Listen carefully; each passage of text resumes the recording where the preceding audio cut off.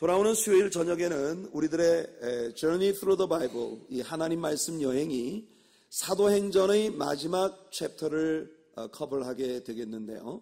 아까 우리 이관재 전사님께서 말씀하신 것처럼 옛날 서당에서 책을 한 권 떼면 책거리를 했습니다.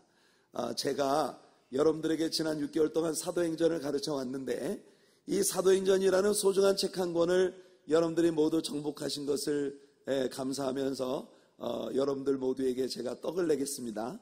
그래서 수요일 저녁에 여러분 이 기회를 놓치지 마시고 여러분들을 섬기는 목사한테 떡을 얻어먹을 수 있는 기회가 그리 많지 않을 거예요. 수요일 저녁에 우리들의 사도행전 성경 여행의 마지막 시간을 많은 분들이 함께 참여하셔서 은혜도 받고 또 맛있는 떡도 나누고 그렇게 함께 축복을 나누는 시간들이 꼭 되시기를 바라겠습니다.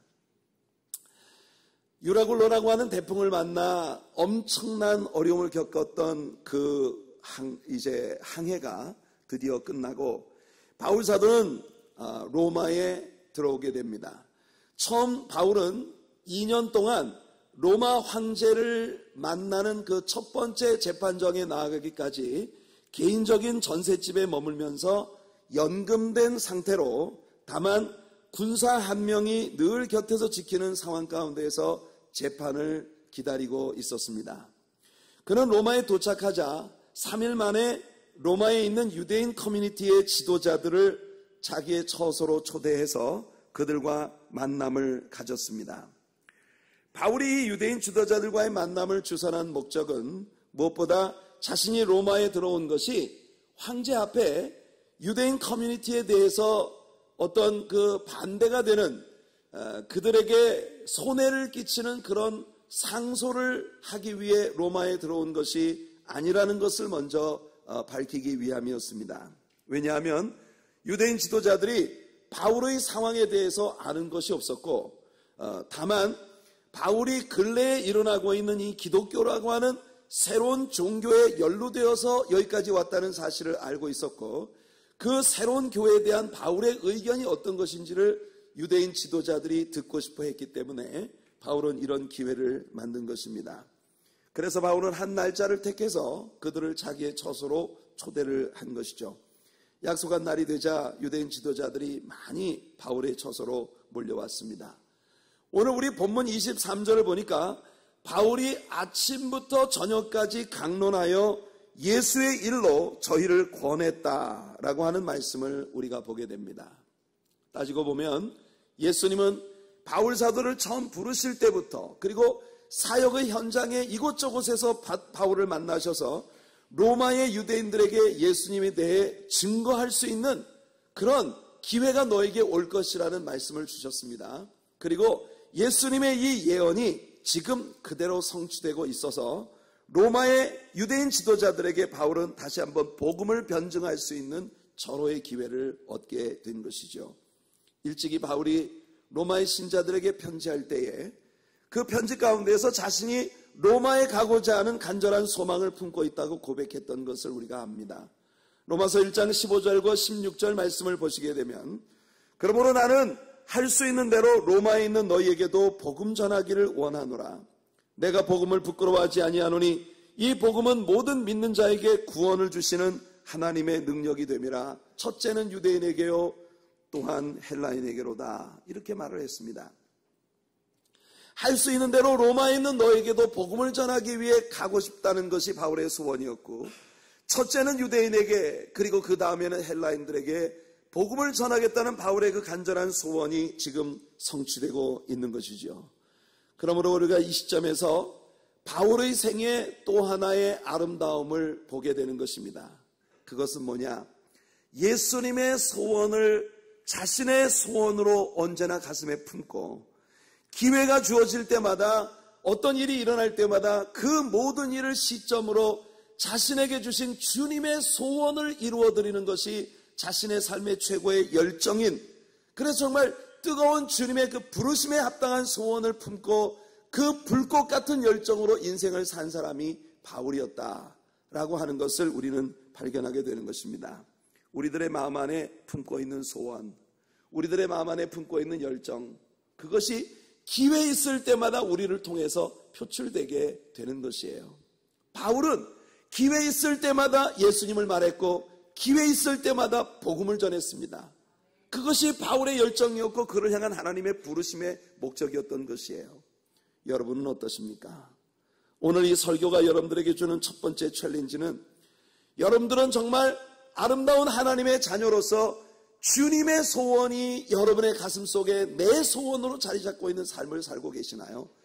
기회가 주어질 때마다, 찬스가 있을 때마다 여러분들의 입에서, 여러분들의 마음에서 쏟아지는 여러분들의 가장 중요한 이슈들은 어떤 것인가요? 바울은 기회가 주어질 때마다 예수님의 복음을 변증하는 것에 그의 삶의 모든 열정을 쏟았는데요. 우리들 모두가 우리들을 향한 하나님의 부르심을 성취시켜드리는 그 열정, 그것이 인생을 아름답게 살아가는 우리들의 삶의 에너지원이 되는 귀한 축복이 있기를 소원합니다. 우리들을 통해 하나님의 소원이 이루어지는 through를 우리가 볼 때에 그것이 얼마나 우리들에게 행복한 일이 될까요? 여러분, 바울처럼 이런 소원을 품고 사는 우리들 모두가 되기를 간절히 원합니다. 여기 바울이 예수의 일로 어떻게 그들을 권했는지 우리 본문이 설명해 주고 있습니다. 당연히 바울은 유대인들이 가지고 있었던 성경으로부터 예수님에 관한 일을 변증하기 시작합니다. 다시 말해서 모세의 율법과 선지자의 예언서들, 시편의 글들, 그들이 가지고 있었던 성경책의 말씀들을 통해 예수님에 관한 일을 이야기하기 시작했다는 것입니다.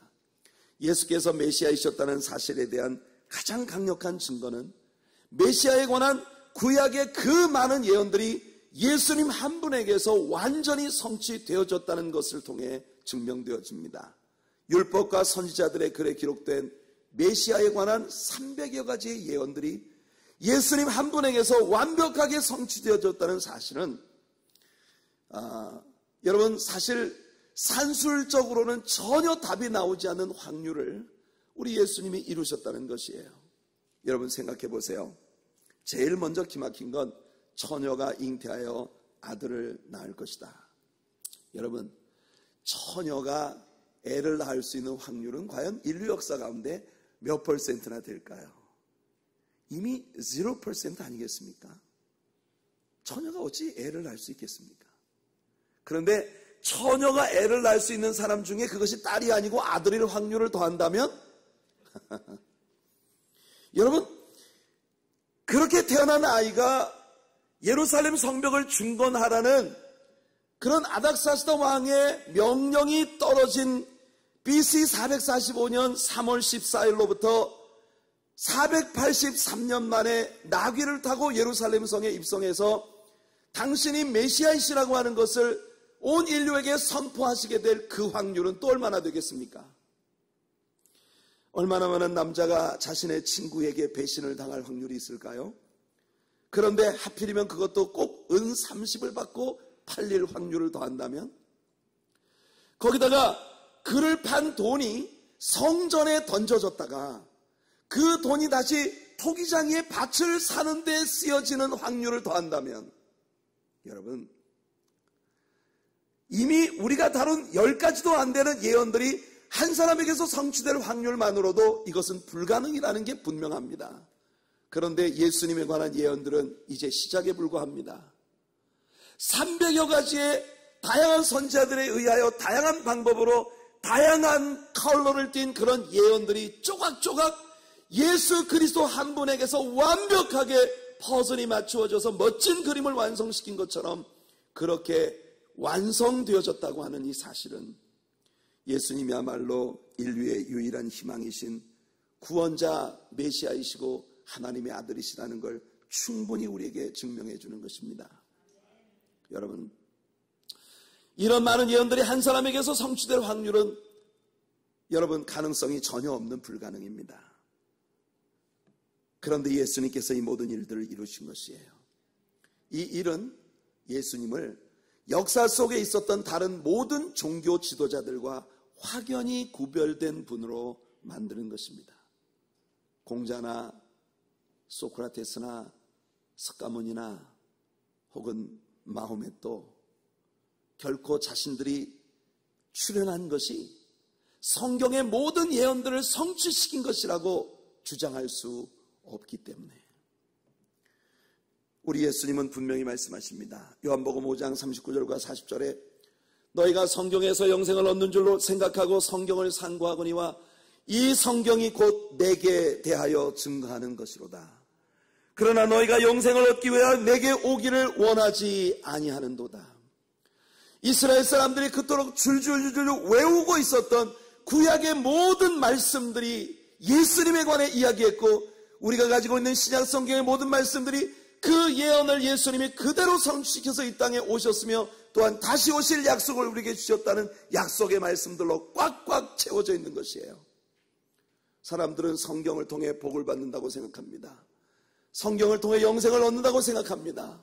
그러나 아이러니는 성경을 전혀 공부하려고 하지 않는다는 것이죠. 예수님이 그 사실을 지적하신 것이에요. 바울사도 역시 고린도 교인들에게 이렇게 썼습니다. 형제들아, 내가 너희에게 전한 복음을 너희로 알게 하노니 이는 너희가 받은 것이요 또 그 가운데 선 것이라. 너희가 만일 나의 전한 그 말을 굳게 지키고 헛되이 믿지 아니하였으면 이로 말미암아 구원을 얻으리라. 내가 받은 것을 먼저 너희에게 전하였노니 이는 성경대로 그리스도께서 우리 죄를 위하여 죽으시고 장사 지낸 바 되었다가 성경대로 사흘 만에 다시 살아나신 것이라고 말합니다. 바울사도는 때를 얻든지 못 얻든지 그의 믿음의 아들 디모데에게 말했던 것처럼 때를 얻든지 못 얻든지 예수 그리스도의 이 복음을 증거하는 일을 힘쓰고자 했고 그가 전하고자 하는 예수님의 복음의 골자는 성경대로 죽으시고 성경대로 장사되었다가 성경대로 다시 부활하셨다는 것이 그의 복음의 골자라는 걸 그는 분명히 천명하고 있는 것이에요. 성도 여러분, 예수님이야말로 온 이스라엘이 그토록 바라던 메시아이셨으며 온 인류에게 구원의 유일한 희망이 되시는 하나님의 독생자 우리의 구세주이시라는 것이 분명합니다. 바울사도는 구약에 나타났던 모든 예언들, 그들 모두가 거의 달달달달 외우고 있었던 이 모든 예언들로부터 예수님이 누구신지를 변증했던 것이에요. 그러나 이 복음이 전파되었을 때 복음을 들은 사람들의 결과는 무엇이었습니까? 24절을 보니까 그 말을 믿는 사람도 있고 믿지 않는 사람도 있었다고 말하고 있습니다. 사실상 예수님의 복음이 전파되는 모든 곳에서 똑같은 반응들이 나타납니다. 같은 복음을 같은 자리에서 같은 사람을 통해서 들었는데도 더러는 믿고 더러는 믿지 않는다는 것입니다. 그들이 모두 같은 메시지를 들었고 같은 진리 앞에 드러난 것이에요. 하지만 더러는 믿고 더러는 믿지 않습니다. 그것이 현실입니다. 더러는 그 복음을 믿음으로 말미암아 죄 사함을 받고 떠나가지만 더러는 그 복음을 받아들이지 아니함으로 말미암아 죄를 그대로 떠안고 돌아가는 것이에요. 더러는 이 복음으로 말미암아 영생에 들어가고 더러는 이 복음을 거절한 것 때문에 더욱더 마음이 강팍해지므로 영원한 멸망을 향한 그의 여정을 계속하게 되는 것이라는 겁니다. 요한이 선포합니다. 영접하는 자, 곧 그 이름을 믿는 자들에게는 하나님의 자녀가 되는 권세를 주셨으니. 오늘 2부 예배에 나오셔서 이 복음을 들으시는 여러분들 모두가 확실히 예수 그리스도를 여러분의 개인의 주와 구세주로 영접하고 예수님과 개인적이고 깊이 있는 그야말로 meaningful relationship을 건강하게 계속하심으로 말미암아 그 예수로 말미암아 구원을 받고 영원한 영생을 선물 받은 축복된 자녀들이 되시기를 예수님의 이름으로 축원해 드립니다. 하나님의 자녀가 되는 권세를 여러분 모두가 누리실 수 있게 되기를 바랍니다. 바울 사도가 유대인 커뮤니티의 지도자들과 대화를 나누며 그들에게 다가온 이 결과는 믿음이 다분히 선택의 문제라는 사실을 우리들에게 보여주고 있는 것이에요. 똑같은 증거를 받았는데, 똑같은 장소에서 똑같은 환경 속에서 똑같은 증거를 받았는데 일부는 믿는 쪽을 택했고 일부는 믿지 않는 쪽을 택했다는 것입니다. 예수님께서는 하나님의 말씀이 씨앗처럼 여러 가지 다양한 종류의 마음밭에 뿌려진다고 말씀하십니다. 여기 땅에 씨앗을 뿌리는 농부가 있습니다. 그가 씨앗을 뿌리는데 어떤 씨앗은 딱딱한 길 위에 뿌려집니다. 당연히 딱딱한 길 위에 뿌려진 씨앗은 뿌리를 내릴 수 없고, 농부가 씨를 뿌리고 지나가면 그 뒤를 따라오며 새들이 다 집어 먹어버렸다는 것입니다. 어떤 씨앗은 바위 위에 형성되어진 얄팍한 그런 흙밭 위에 뿌려집니다. 이 씨앗은 금세 뿌리가 내리는 것처럼 보이지만 땅이 깊지 아니하므로 결국은 곧 말라 죽게 됩니다. 어떤 씨앗은 가시덤불 밭에 뿌려졌습니다. 그러나 이 씨앗이 금세 뿌리를 내리고 자랄 것처럼 보이지만 이 씨앗의 영양분을 다 빼앗아가고, 또한 햇빛을 가려서 이 씨앗으로 하여금 건강하게 자라지 못하게 할 수 있는 너무나 많은 가시나무들이 그 곁에 함께 있으므로 결국은 영양실조로 죽거나 혹은 자라더라도 튼실하고 좋은 열매를 맺을 수가 없게 된다는 것입니다. 하지만 어떤 씨앗은 잘 기경되고 준비된 옥토에 뿌려집니다. 당연히 이 씨앗은 토질 속에 있는 영양분을 빨아들이며 건강하게 뿌리 내리고 잘 자라서 풍성히 열매를 맺습니다. 30배 혹은 60배 혹은 100배의 열매를 맺는 것이에요.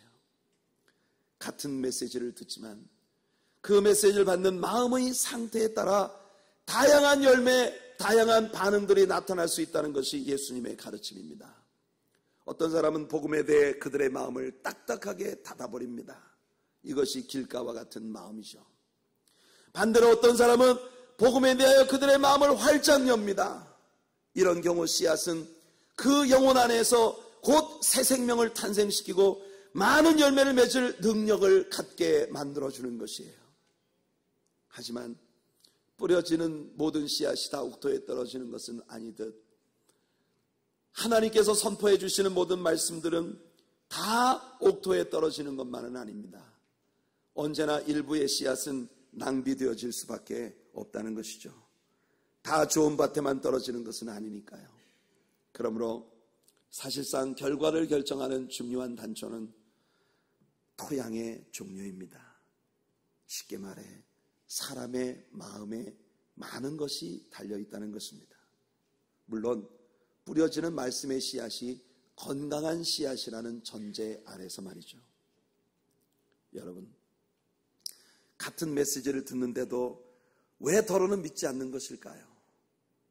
같은 질문에 대한 해답을 찾기 위해 바울사도는 이사야 선지자의 책을 펼칩니다. 이사야 6장 9절과 10절 말씀에 이렇게 말합니다. 여호와께서 가라사대 가서 이 백성에게 이르기를 너희가 듣기는 들어도 깨닫지 못할 것이요 보기는 보아도 알지 못하리라 하여 이 백성의 마음으로 둔하게 하며 그 귀가 막히고 눈이 감기게 하라. 염려컨대 그들이 눈으로 보고 귀로 듣고 마음으로 깨닫고 다시 돌아와서 고침을 받을까 하노라. 참으로 우리 하나님의 마음이 역설적으로 표현된 선지자의 예언입니다. 하나님 말씀이 증거될 때에 그 말씀에 대해 사람들이 어떻게 반응하느냐에 따라서 놀라운 차이를 보이는 결과가 나타난다는 걸 말하고 있는 것이죠. 하나님의 말씀을 아멘으로 받아들이고 그리고 그 말씀 앞에 겸손히 순복하는 자들에게는 그 말씀이 생명의 씨앗이 되고 축복의 씨앗이 되고 모든 하나님의 놀라운 역사를 가져오는 그런 역사의 시작점이 될 수 있다는 것이에요. 그러나 하나님의 말씀을 귀담아 듣지 않기로 작정한 사람들에게는 말씀에 대하여 그들의 눈이 멀어버리고 귀가 어두워져서 그들의 마음이 점점 더 완고하고 딱딱하게 굳어져 버리게 된다는 것입니다. 마태복음 13장 14절로 17절에서 예수님이 같은 이사야 선지자의 예언을 이렇게 인용하고 계신 것을 봅니다. 이사야의 예언이 저희에게 이루었으니 일렀으되 너희가 듣기는 들어도 깨닫지 못할 것이요 보기는 보아도 알지 못하리라. 이 백성들의 마음이 완악하여져서 그 귀는 듣기에 둔하고 눈은 감았으니 이는 눈으로 보고 귀로 듣고 마음으로 깨달아 돌이켜 내게 고침을 받을까 두려워함이라 하였느니라. 그러나 너희 눈은 봄으로 너희 귀는 들음으로 복이 있도다. 내가 진실로 너희에게 이르노니 많은 선지자와 의인이 너희 보는 것들을 보고자 하여도 보지 못하였고 너희 듣는 것들을 듣고자 하여도 듣지 못하였느니라. 예수님은 역설적으로 표현된 이사야 선지자의 예언 속에 담긴 하나님의 진심을 선포하신 것입니다. 진실로 너희 눈은 볼 때에 복이 있는 것이고 너희의 귀는 들을 때에 복이 있는 것이다. 오늘 하나님께서 부족한 종을 세우셔서 여러분들에게 증거하시는 이 진리의 복음을 볼 수 있는 눈이 열리기를 바라고 들을 수 있는 귀가 열려지게 되기를 축복합니다. 그래서 여러분들이 이 말씀에 대하여 올바른 반응을 함으로 우리 주님께로 돌이켜 영육간에 여러분들의 모든 삶에 고침을 받게 되는 하나님의 복이 임하는 그런 애가 여러분들과 함께 하시기를 예수님의 이름으로 축복해 드립니다. 예수님께서는 이렇게 말씀하셨습니다. 너희가 지금 보고 있고 듣고 있는 이 모든 것은 구약에 있었던 그 선지자들과 의인들이 그렇게 보고 싶어도 보지 못했던 것이라는 거예요. 여러분, 이사야 선지자가 예수님에 대해서 너무나 많은 예언을 했습니다. 그러나 이사야가 그토록 예수님을 만나고 싶었지만 예수님이 오시기 전에 그는 세상을 떠난 것이에요. 구약에 있었던 모든 선지자들이 예수님에 관해서 예언했지만 그들은 예수님의 때를 보지 못하고 죽은 것입니다. 그러나 우리는 어떻습니까? 예수님이 이 땅 위에 거니시고 예수님께서 그 삶을 통해 남기신 놀라운 역사와 그 위대한 진리의 복음의 변증들에 대한 말씀들을 확연히 알 수 있는 세대에 우리는 살고 있어요. 한때는 기독교 역사가 하나님의 말씀을 왜곡되게 받아들여서 기복적인 신앙으로 여러 가지 정말 하나님의 말씀을 왜곡되게 오직 인간에게 복을 주는 신으로서의 하나님을 따르는 그런 종교로 전락해가고 있었던 시대도 있었지만 오늘날에 와서 참으로 예수님의 생명의 복음을 제대로 해석하고 제대로 가르침으로 모든 교회와 성도들이 참으로 복음 가운데 말씀 가운데 성경 가운데로 다시 돌아가기를 간절히 열망하는 하나님의 종들에 의한 활발한 연구와 그리고 또 뜨거운 열정으로 선포되는 말씀들이 가득한 이런 시대에 오늘 여러분들도 매주마다 나와서 예수님의 생명의 복음을 들을 수 있는 복 있는 세대에 살고 있는 사람들이라는 걸 놓치지 마시기를 축복합니다. 이 기회를 절대로 놓치지 않는 여러분들 되시길 예수님 이름으로 축복해드립니다. 결국 예수님도 바울도 이사야 선지자의 이 예언을 같은 맥락에서 해석하고 있었다는 것이에요. 사람들의 마음속에서 이미 예수님께 대한 편견이 형성되어 있기 때문에 예수님께로부터 오는 그 모든 증거를 그들의 마음속에 받아들이지 못하고 그 모든 복음의 증거들이 그들의 마음을 바꿀 수 없었다는 것이에요. 사람들이 믿지 않는 이유는 그들이 진심으로 믿고 싶지 않기 때문입니다. 그것이 진짜 이유입니다. 다른 많은 excuse를 사람들이 대겠지만 수많은 핑계들을 가져오겠지만 핵심은 그것입니다. 그들이 예수님을 정말 제대로 믿지 않는 이유는 예수님을 제대로 믿고 싶은 마음이 그들 안에 없기 때문이에요. 다만 혹시 있을지 모를 징계와 진노를 면하기 위하여 히랍 신화에 나오는 여러 신들의 비위를 맞추기 위해서 심지어 자기 자식까지 잡아 바쳤던 그 우매한 우상 숭배자들의 종교와 같은 개념으로 하나님의 비위를 거스르면 벌을 받게 될까봐 종교 생활을 지속하고 있을진 몰라도 참으로 예수님의 가르침 속에 온전히 헌신하여 복음을 배우고 우리의 삶을 구체적으로 바꿔나가며 예수님의 제자된 삶을 살아가고자 하는 열정을 가지는 사람은 그리 많지 않으므로 성도 여러분, 사람들이 예수님을 진짜로 믿지 않는 이유는 진짜로 예수님을 믿고 싶은 마음이 그들 안에 없기 때문이라는 겁니다. 그래서 그들은 진리를 듣는 것을 거부합니다. 진리를 보는 것을 거부합니다.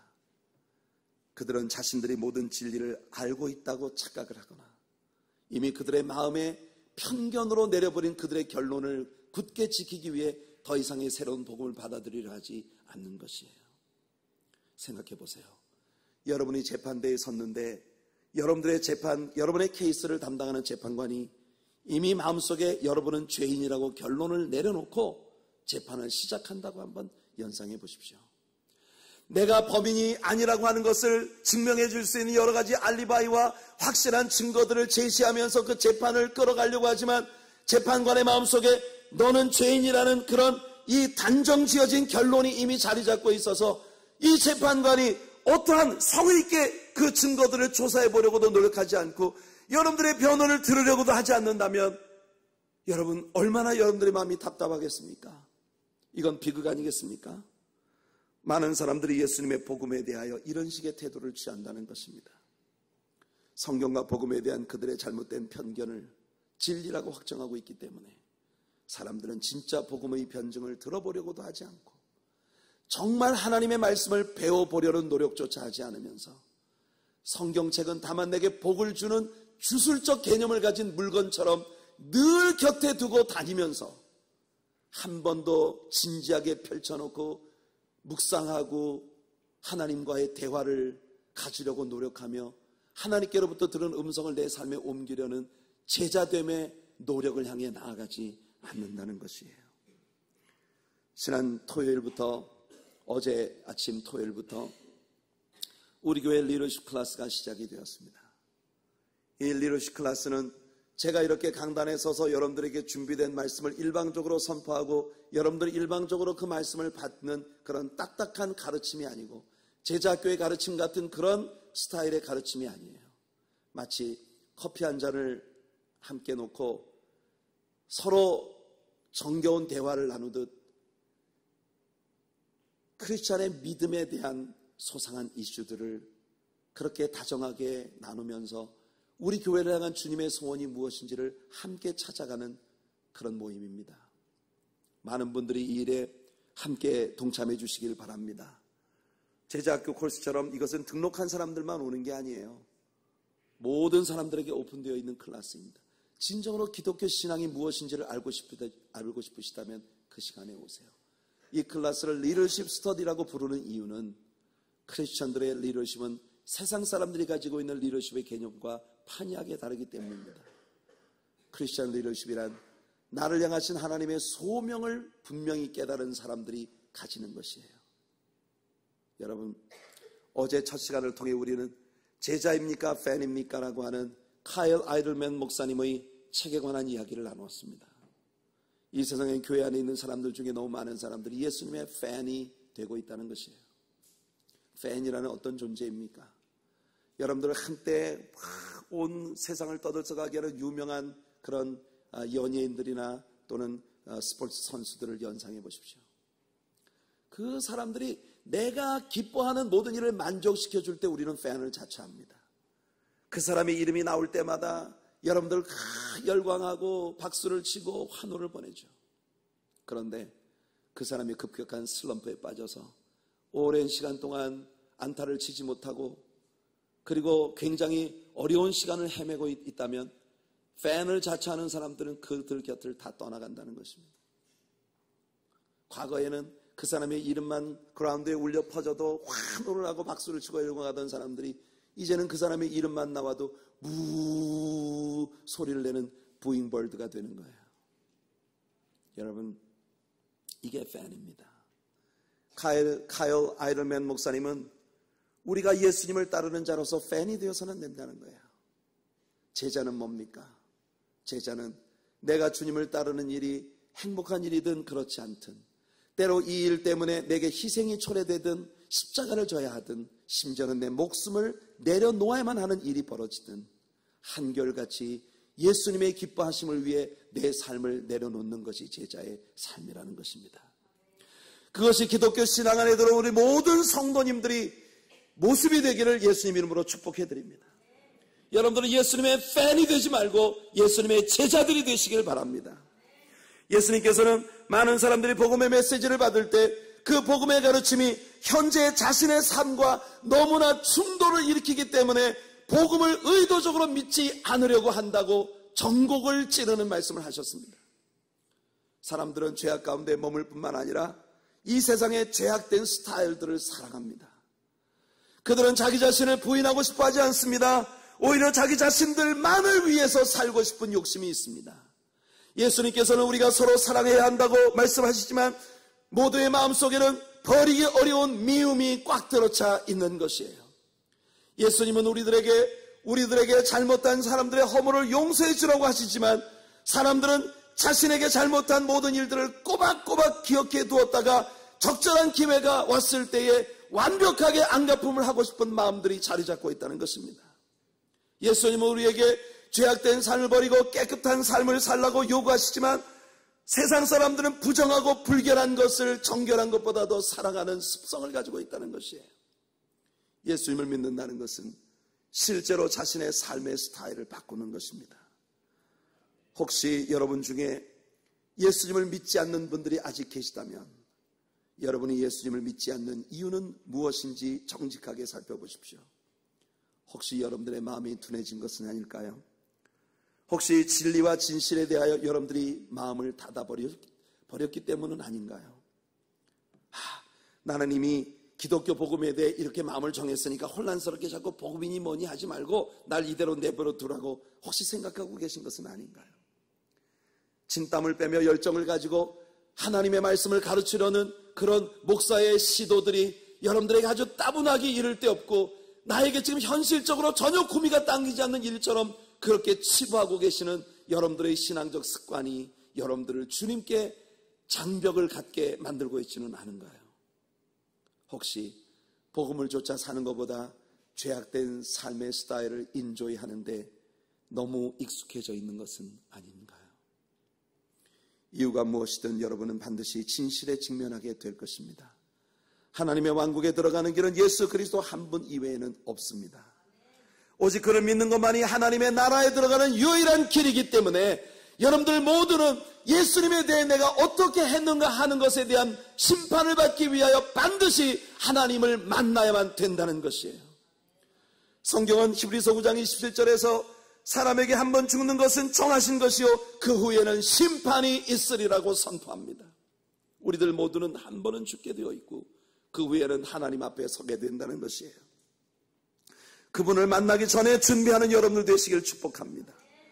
바울은 만약 우리가 먼저 우리 자신을 살폈으면 그분께 심판을 받지 아니하는 것이라고 선포합니다. 고린도전서 11장 31절과 32절에 우리가 우리를 살폈으면 판단을 받지 아니하려니와 우리가 판단을 받는 것은 주께 징계를 받는 것이니 이는 우리로 세상과 함께 죄의 정함을 받지 않게 하려 하심이라. 학창시절에 방학 숙제를 끝내지 못한 채 개학일을 맞이해 본 경험을 가지고 계시다면 여러분들이 쉽게 이것이 어떤 상황인지를 이해하실 수 있을 것이에요. 꼭 그것과 같은 것입니다. 해야 할 숙제를 미리 해둔 학생은 방학이 끝나는 날까지 모든 날들을 행복하게 즐길 수 있습니다. 하지만 숙제를 하지 않은 학생은 놀아도 노는 게 아니고 즐겨도 즐기는 게 아니죠. 찜찜하게 마음 한쪽 구석에 선생님한테 매맞을 것이 늘 떠오르게 되는 것입니다. 여러분, 만약 여러분이 주님을 만날 준비가 되어 있다면 여러분들의 남은 모든 여생은 인생에 다하는 그날까지 진정한 자유와 행복을 누리는 것이 될 것입니다. 그때부터는 부유함이든지 가난함이든지 높은 데 처하는 일이든지 낮은 데 처하는 일이든지 이 땅에서 살아가시는 모든 날들이 행복일 수밖에 없을 것입니다. 그러나 아직 주님을 만나실 준비가 되어 있지 않으시다면 여러분 그것부터 빨리 해결하셔야 합니다. 오늘이 그날이 되기를 바랍니다. 하나님은 다시 한번 여러분들에게 서로의 기회를 제공해 주시고 계신 것이에요. 아모스 선지자의 말씀이 귓가에 맴도는 시간입니다. 아모스 4장 12절에서 아모스가 말합니다. 그러므로 이스라엘아 내가 이와 같이 내게 행하리라. 내가 이것을 너희에게 행하리니 이스라엘아 내 하나님 만나기를 예비하라. 우리 하나님의 말씀이 이렇게 선포됩니다. Therefore, thus will I do unto thee, O Israel, and because I will do this unto thee, prepare to meet thy God, O Israel. Prepare to meet your God, O Israel. 아모스 선지자의 이 외침 속에 여러분들의 이름을 넣어서 한번 읽어보십시오. Prepare to meet your God, O David. 하나님께서 오늘 여러분들에게 그렇게 말씀하시고 계십니다. 여러분 준비되셨습니까? 우리가 하나님 앞에 서는 날이 언제이라고 누구도 장담하지 못합니다. Prepare to meet your God.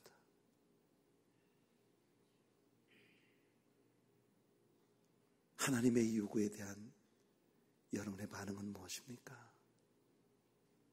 선택은 여러분의 몫입니다. 우리 찬양 하나 함께 합시다.